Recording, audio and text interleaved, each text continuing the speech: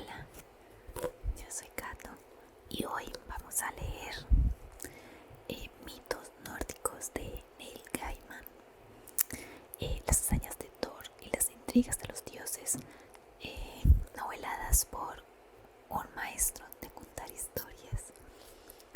Bueno, por aquí hay un poquito sobre Neil Gaiman.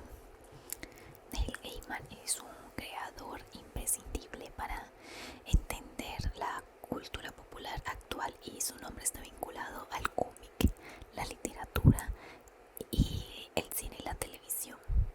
Es autor de los bestsellers American Gods, El océano al final del camino, El libro del cementerio y Caroline, la exitosa serie de cómics Sandman, 2 volúmenes de ensayos y algunos guiones de películas basadas en sus propios escritos.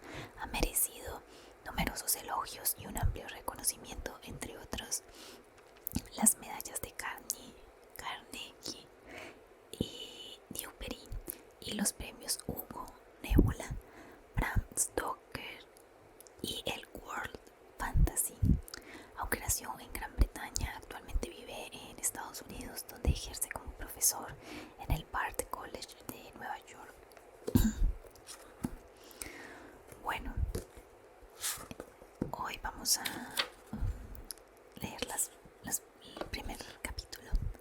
El índice nos muestra aquí que trae la introducción y los protagonistas antes del comienzo, Yggdrasil y los 9 mundos, la cabeza de Mimir y el ojo de Odín, los tesoros de los dioses, el maestro constructor, los hijos de Loki, la extraña boda de Freya, el hidromiel de los poetas, el viaje de Thor al país de los gigantes, las manzanas de la inmortalidad, la historia de Gerd y Frey, la expedición de pesca de Ymir y Thor, la muerte de Balder, los últimos días de Loki y el Ragnarok, el destino final de los dioses.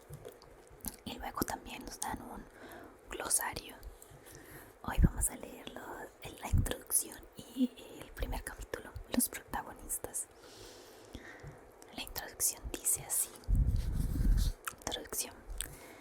Es tan difícil tener una secuencia favorita de mitos como un estilo favorito de cocina. Algunas noches querrás comida tailandesa, otras preferirás sushi y otras veces anhelarás la sencilla comida casera de la infancia. Pero si tuviera que decantarme por una sola, probablemente elegiría los mitos nórdicos.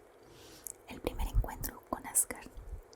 Mi primer encuentro con Asgard y sus habitantes se remonta a mi infancia, cuando no tenía más de 7 años y leía las aventuras del poderoso Thor, ilustradas por el artista del cómic norteamericano Jack Kirby, con un guión del propio Kirby y de Stan Lee y diálogos de Larry Lieber, hermano de Stan Lee. El Thor de Kirby era fuerte y bien parecido. Su Asgard era impresionante. Era una impresionante ciudad futurista de edificios altos y construcciones inquietantes. Su Odín era sabio y noble, y su Loki era un ser sardónico con toda malevolencia, con cuernos en el casco. Me quedé encantado con el rubio Thor de Kirby y su martillo, y enseguida quise saber más de él. Saqué de la biblioteca de Myths of Norsen, mitos de los pueblos nórdicos de Roger Lancelin Green, y los leí y releí con deleite y asombro. En su versión, Asgard ya no era una ciudad de ciencia ficción que pintaba Kirby, sino que era una fortaleza vikinga rodeada de otras construcciones en un páramo helado. Odín, el padre de todos, ya no era amable, sino era sabio e irascible, sino brillante e inescrutable y peligroso. Thor era tan fuerte como el poderoso Thor de los cómics, y su martillo era igual de temible, pero no era, a decir verdad, no era el más listo de los dioses. Y Loki no era malo, aunque ciertamente tampoco era una fuerza bienhechora. Loki era complejo.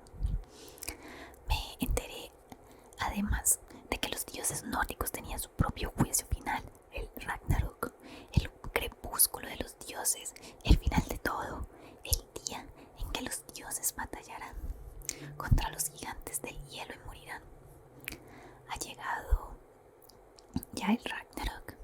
No se ha producido todavía. Yo no lo sabía entonces y ahora tampoco estoy seguro. El hecho de que el mundo y la historia tuvieran un final, así como su manera de terminar y volver a empezar, convertía en héroes y villanos trágicos a los dioses, a los gigantes del hielo y a todos los demás. A causa del Ragnarok, el mundo nórdico ha permanecido en mí extrañamente presente y actual, mientras que otros sistemas de creencia mejor documentados me parecen cosa del pasado. Los mitos nórdicos son historias de un lugar frío, con largas noches e invernales e interminables días de verano. Mitos de un pueblo que no confiaba del todo en sus dioses y ni siquiera los apreciaba demasiado, pero aún así los respetaba y los temía. Hasta donde sabemos, los dioses de Asgard llegaron a Escandinavia desde Alemania y se extendieron a las regiones del mundo dominadas por los vikingos, donde los invasores dejaron topónimos que recuerdan a Thor o a Odín. En inglés, los dioses dieron sus nombres a los días de la semana. El manco Tyr, hijo de Odín, el propio Odín, Thor, Frigg, la reina de los dioses, están presentes respectivamente en las palabras Tuesday, martes, el día de Tyr, Wednesday, miércoles, día de Odín, Thursday, el jueves, día de Thor, y Friday, el viernes, día de Frigg. Podemos adivinar vestigios de mitos más antiguos y religiones arcaicas en las historias sobre la tregua entre Vanir y los Aesir. Parece ser que los Vanir eran dioses de la naturaleza, menos guerreros que los Aesir, pero quizás no menos temibles. Es muy probable, o al menos es una hipótesis aceptable, que algunas tribus rindieran culto a los Vanir y otra a los Aesir, y que los adoradores de los Aesir invadieran las tierras de los devotos de los Vanir y tuvieran que ceder en algunas cosas y adaptarse en otras. Los dioses Vanir, entre ellos los hermanos Frey y Freya, se fueron a vivir a Asgard con los Aesir. Historia, religión y mitología se combinan y nos impulsan a hacernos preguntas, a imaginar y deducir como detectives empeñados en reconstruir los detalles de un crimen olvidado mucho tiempo atrás. Gran parte de las historias nórdicas se han perdido, es mucho lo que ignoramos. Solo conservamos algunos mitos que han llegado hasta nosotros en forma de cuentos populares o de reelaboraciones en verso o en prosa de antiguas historias. Fueron recogidos por escritos cuando el cristianismo ya había desplazado el culto a los dioses nórdicos, y algunas de las narraciones únicamente se han conservado porque existía la preocupación de que si no se salvaban del olvido, muchos kinnings, especie de metáforas referidas a los mitos específicos muy utilizados en los antiguos poetas nórdicos, se volverían incomprensibles. Un ejemplo serían las lágrimas de Freya, una manera poética de referirse al oro. En algunos relatos, los dioses nórdicos aparecen convertidos en hombres, reyes o héroes de épocas pasadas para que sus historias puedan narrarse en un mundo cristiano. Algunas fábulas y poemas hablan de leyendas o insinúan la existencia de otros relatos que no han llegado hasta nosotros. Es como si de todas las historias de dioses y semidodioses de Grecia y Roma únicamente hubieran sobrevivido los mitos de Teseo y de Hércules. Así de ingente ha sido la pérdida. Hay muchas diosas nórdicas, conocemos sus nombres y algunos de sus atributos y poderes, pero sus historias, mitos y rituales no se han conservado. Me gustaría poder recrear las leyendas de Eir, la sanadora de los dioses, o de Lofn, la que llevaba el consuelo, diosa nórdica del matrimonio, o de Skons, diosa del amor, por no mencionar a Vor, diosa de la sabiduría. Pero puedo imaginar sus historias, pero no contar sus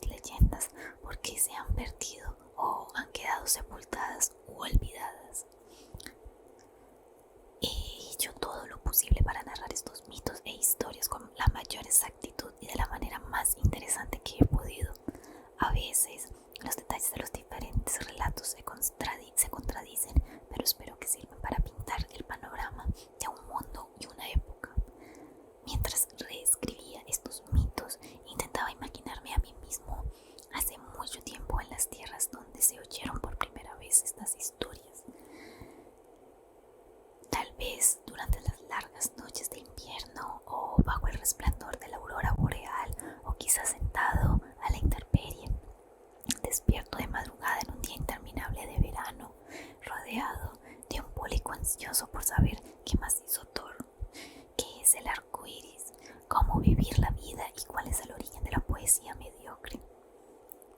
Me sorprendió descubrir, cuando terminé las historias y volví a leerlas como una secuencia, que dan la sensación de ser un viaje desde el hielo y el fuego del origen del universo hasta el fuego y el hielo del fin del mundo. En el trayecto encontramos personajes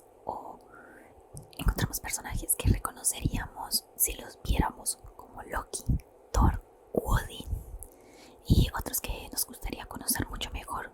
De estos, mi favorito es Angrboda, mujer de Loki entre los gigantes, madre de sus monstruosos hijos y presencia espectral tras la muerte de Balder.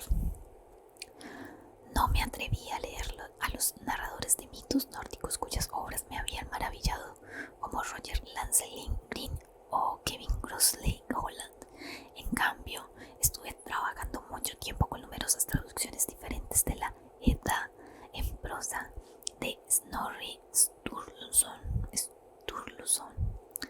y de los versos de la Edda poética, palabras de hace más de 900 años, para decidir qué historias quería contar y cómo narrarlas y combinar diferentes versiones de los mitos en prosa y en verso. Por ejemplo, la visita de Thor a Ymir, tal como la cuento aquí, es un híbrido. Comienza con la Edda poética e incorpora detalles de la expedición de pesca de Thor, extraídos de la versión de Snorri.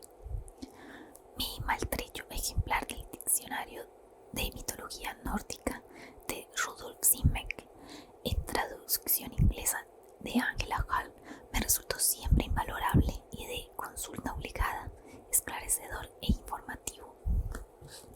Quiero expresar mi agradecimiento a mi vieja amiga Lisa Whitney por su asistencia editorial. Fue una fabulosa caja de resonancia, siempre directa y llena de opiniones interesantes, servicial, sensata e ingeniosa. Consiguió que escribiera este libro, sobre todo por sus ganas de leer siempre la siguiente historia, y me ayudó a encontrar el timo para escribirlo. Estoy enormemente agradecido también a Stephanie Montaigne, que con su vista de águila y sus conocimientos nórdicos descubrió varias cosas que habría pasado por alto. Gracias a Amy Jerry de Norton por sugerirme hace 8 años durante una comida el día de mi cumpleaños que quizás me gustaría reescribir algunos mitos, y que en general ha sido una editora la más paciente del mundo. Todos los errores, conclusiones precipitadas y opiniones extrañas de este libro son míos y solamente míos, y no me gustaría que nadie más que yo cargara con la culpa. Espero haber narrado estas historias con rigor, pero he de decir que también ha habido alegría y creatividad en el trabajo. Ahí está la parte gozosa de los mitos. Lo más divertido es contarlos uno mismo, algo que de todo corazón os animo a hacer a vosotros que leéis estas líneas. Leed las historias del libro y hacedlas vuestras, y alguna noche oscura y gélida de invierno o una noche de verano, cuando el sol no se haya ocultado todavía detrás del horizonte, contadle a vuestros amigos lo que pasó cuando le robaron el martillo a Thor, o cuando los dioses le regalaron a Odín el hidromiel de la poesía. Bueno, capítulo 1. Los protagonistas. Hay muchos dioses y diosas con nombre en la mitología nórdica. Encontraréis a unos cuantos en estas páginas. Sin embargo, la mayoría de las historias que se conservan se refieren a los dioses Odín, con su hijo Thor, y el hermano de sangre de Odín, Loki, que vive en Asgard con los Aesir y es hijo de un gigante. Odín, el más eminente y viejo de los dioses, es Odín. Es conocedor de muchos secretos y un ojo a cambio de la sabiduría, y se sacrificó para conocer las runas y alcanzar el poder. Se colgó de Yggdrasil, el árbol del mundo, y allí permaneció 9 noches. La punta de una Una lanza le perforó un costado y lo hirió gravemente. Los vientos le azotaron el cuerpo suspendido. No probó bocado ni bebió una sola gota de agua durante 9 días y 9 noches. Se quedó a solas con su dolor, sintiendo que la llama de la vida se apagaba lentamente. Pero cuando el frío y el sufrimiento lo llevaron al borde de la muerte, su sacrificio dio un oscuro fruto. En el éxtasis de su agonía, bajo la vista y las runas le fueron reveladas. Las descifró y comprendió su significado y su poder. Entonces se rompió la cuerda y Odín cayó del árbol soltando un alarido. Entendía la magia, ya podía controlar el mundo. Odín tiene muchos nombres y títulos. Es el padre de todos, el señor de los condenados, el padre de los caídos en batalla. Es el dios de los cargamentos y de los prisioneros, y lo llaman Grimnir y Tercero. Tiene diferentes nombres en cada país, porque los distintos pueblos le rinden culto de diferentes formas y en muchas lenguas, pero en el fondo todos veneran a Odín. Viaja disfrazado para ver el mundo tal como lo ven sus habitantes. Cuando se mezcla con los otros, asume la figura de un hombre alto, vestido con capa y sombrero. Tiene 2 cuerpos llamados Hugin y Munin, el pensamiento y la memoria. Las 2 aves van y vienen por el mundo, atentas de las novedades, y lo informan de todo. Se le posan en los hombros y le susurran al oído. Cuando Odín se sienta en su encumbrado trono, el Ilskarfjall abarca con la vista todas las cosas, estén donde estén. Es imposible ocultarle nada. Fue él quien trajo la guerra al mundo. Las batallas comienzan con el lanzamiento de una lanza contra el ejército enemigo y la consagración del combate y sus caídos al dios Odín. Si sobrevivís a la batalla, es por gracia de Odín. Si caéis, es porque os ha traicionado. Si morís con honor en la lucha, las valquirias, hermosas doncellas guerreras que recogen las almas de los nobles muertos, os llevarán a la fortaleza conocida como Valhalla, donde os estará esperando Odín. Allí beberéis, lucharéis y participaréis en interminables festines y batallas a las órdenes de Odín. Thor, hijo de Odín, es el dios del trueno. Es franco y sincero. Allí donde su padre Odín es astuto y bien intencionado, allí donde su padre es retorcido. Enorme, vigoroso y de barba roja, es con diferencia el más fuerte de los dioses. Tiene un cinturón llamado Megingjord, que incrementa su poder cuando se lo pone. Su fuerza se duplica. Su arma es el Mjolnir, un extraordinario martillo que forjaron para él los enanos. Más adelante conoceréis su historia. Los troles y los gigantes del hielo y de las montañas se echan a temblar cuando ven a Mjolnir, que ha matado a muchos de sus amigos y sus hermanos. Thor se pone guanteletes de hierro para empuñar mejor el martillo. La madre de Thor es Jord, diosa de la tierra. Sus hijos son Modi, el furioso, y Magni, el fuerte, y su hija es Turt, la poderosa. Thor está casado con Sif, la diosa de cabellos de oro. Sif ya tenía un hijo, Uldr, cuando se casó con Thor, que por lo tanto es padre adoptivo de Urd. El dios Urd caza con arco y flechas y se desplaza con esquís. Thor es el defensor de Asgard y de Midgard. Hay muchas historias sobre Thor y sus hazañas. Aquí encontraréis algunas de ellas. Loki es muy apuesto. es elocuente, convincente y atractivo, y el más taimado, sutil y artero de todos los habitantes de Asgard. Es una pena, por lo tanto, que albergue tanta oscuridad en su interior, tanta ira, envidia y lascivia. Loki es el hijo de Laufey, también conocida como Nal Aguga, por ser delgada, aguda y hermosa. Se dice que el padre de Farbauti es un gigante tan temible como su nombre, que significa el que asesta los golpes peligrosos. Loki camina por el cielo con zapatos voladores y puede cambiar de forma para parecer una persona o animal, pero su verdadera arma es su mente.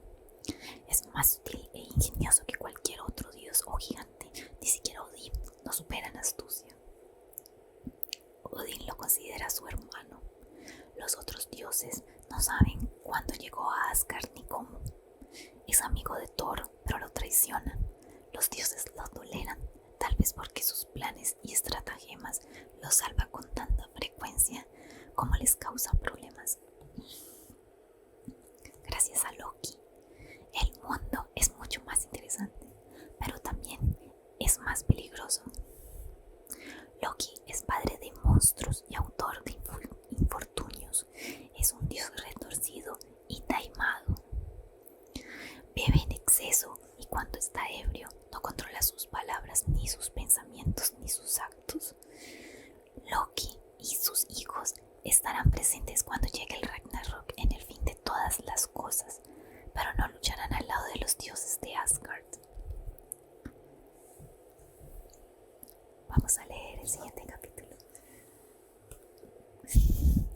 Antes del comienzo y después. Antes del comienzo no había nada, ni tierra, ni cielo, ni estrellas, ni firmamento, sino únicamente un mundo nebuloso, impreciso y amorfo, y un mundo de fuego que no dejaba de arder. Al norte se extendía el mundo de brumas, Niflheim,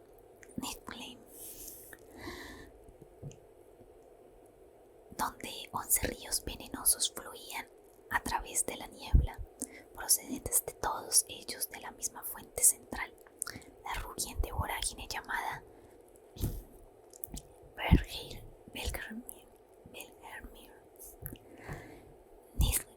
Niflheim era más frío que el frío mismo, y la turbia neblina que lo impregnaba todo era pesada y glutinosa.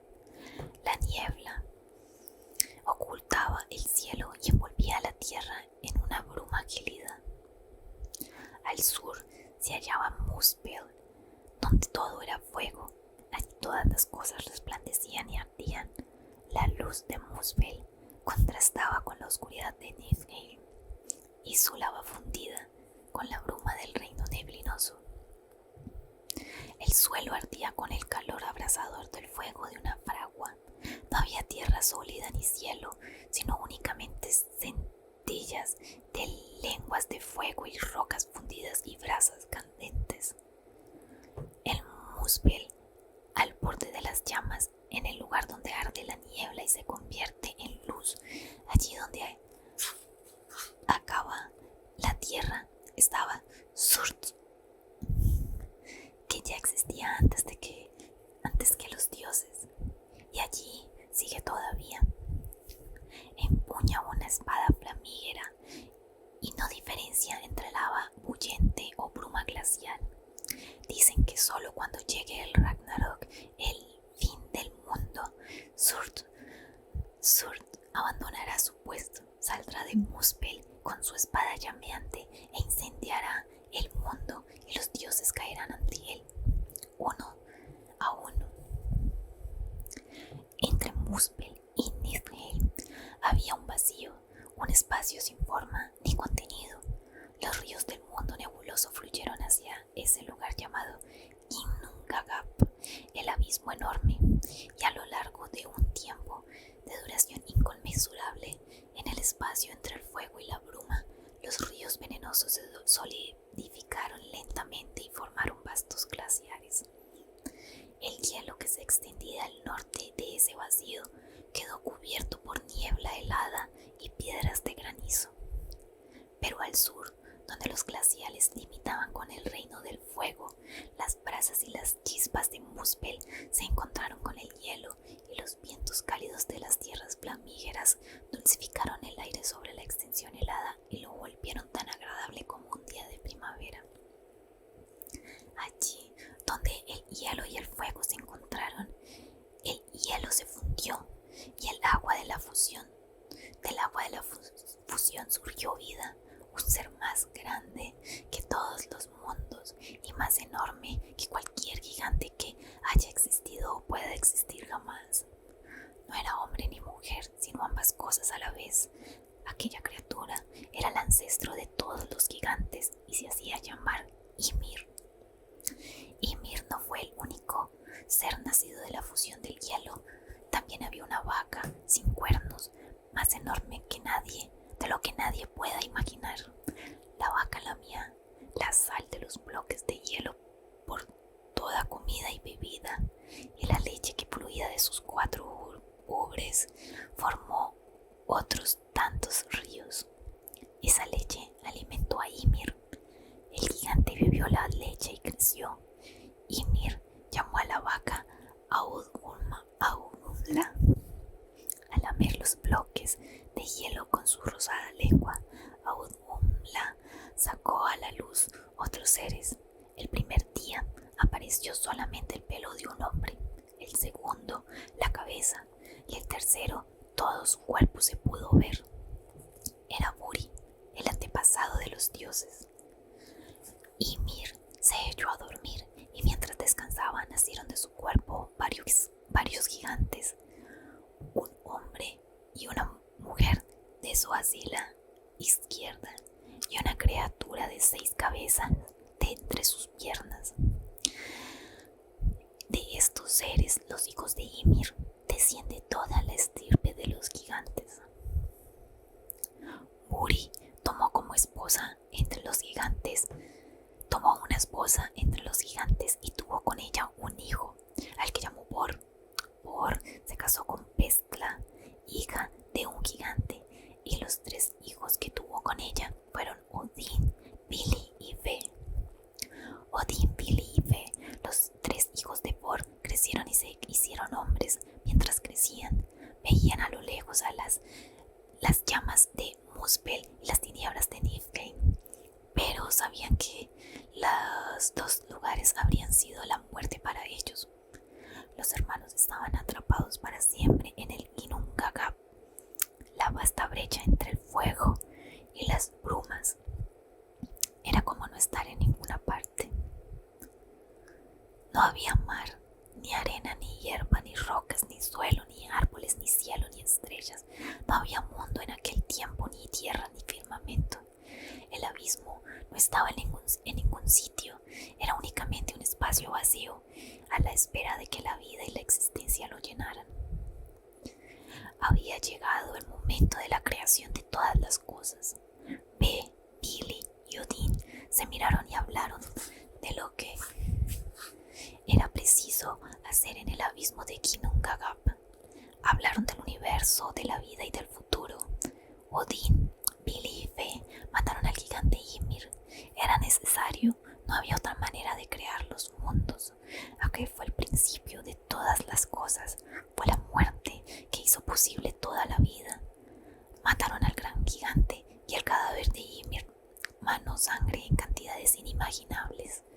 Manantiales de sangre salada como el mar y gris como los océanos brotaron de sus heridas y formaron una marea tan repentina y poderosa y profunda que arrastró y ahogó a todos los gigantes. Solo sobrevivieron Bergelmir, nieto de Ymir, y su esposa, subidos a un baúl de madera que los mantuvo a flote como una balsa.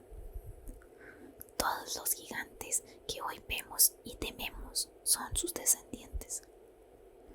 Odín y sus hermanos fabricaron la tierra con la carne de Ymir, y sus huesos apilados formaron las montañas y los acantilados.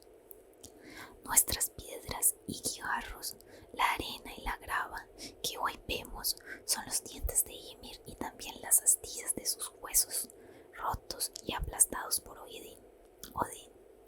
Vili y Ve en su batalla con el gigante. Los mares que rodean los mundos son la sangre y el sudor de Ymir. Si levantamos la vista al firmamento, vemos en el interior del cráneo de Ymir los astros que brillan en la noche y todos los planetas, los cometas y las estrellas fugaces son las chispas que saltaron del fuego de Muspel. ¿Queréis saber qué son las nubes que vemos durante el día?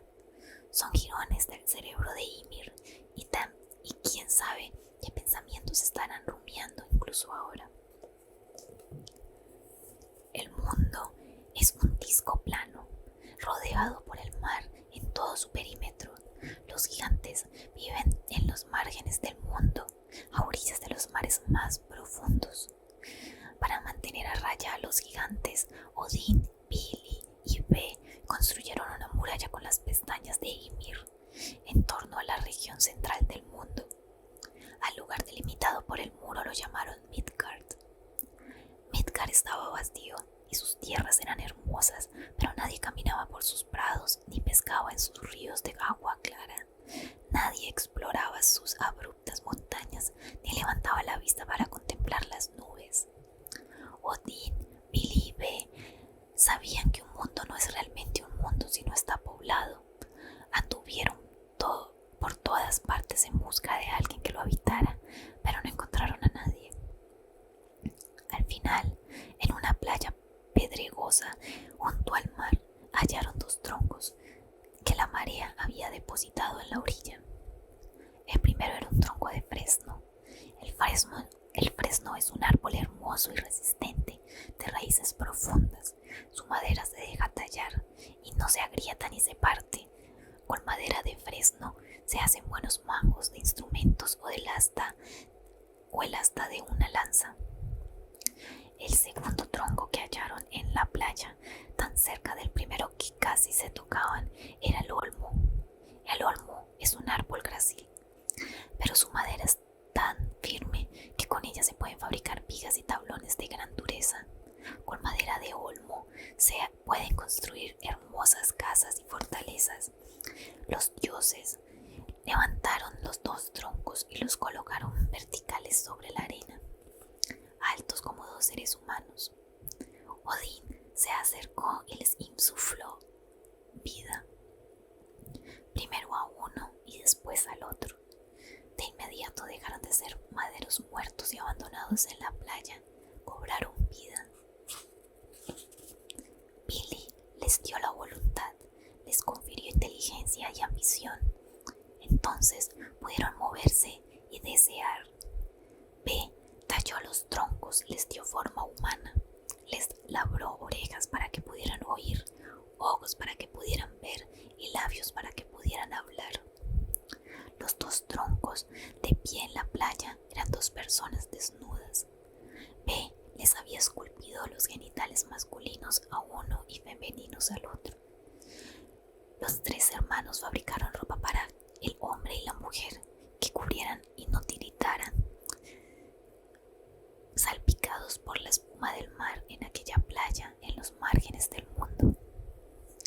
Por último, dieron nombres a los 2 seres que habían creado. Al hombre lo llamaron Ask, porque ese es el nombre del fresno en lenguas nórdicas, y a la mujer Embla, para el nombre del olmo. Ask y Embla fueron el padre y la madre de todos nosotros. Cada ser humano debe su vida a sus padres, que a su vez deben su vida a los suyos. Si retrocedemos lo suficiente, los antepasados de todos nosotros son Ask y Embla.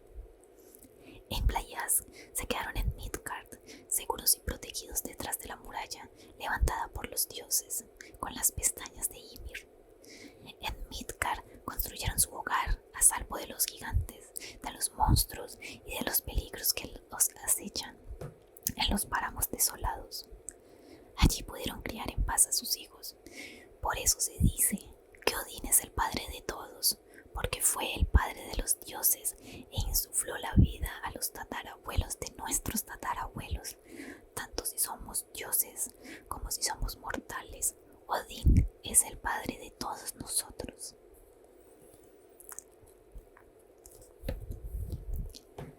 Y eso es todo lo que vamos a tener en el videito de hoy.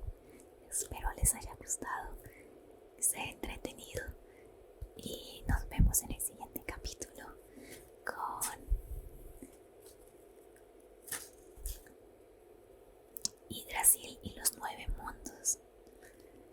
Gracias por llegar hasta aquí. No olvides darle like y suscribirte para que no te pierdas de los videitos que seguiré subiendo acá en el canal. Bye bye. Gracias por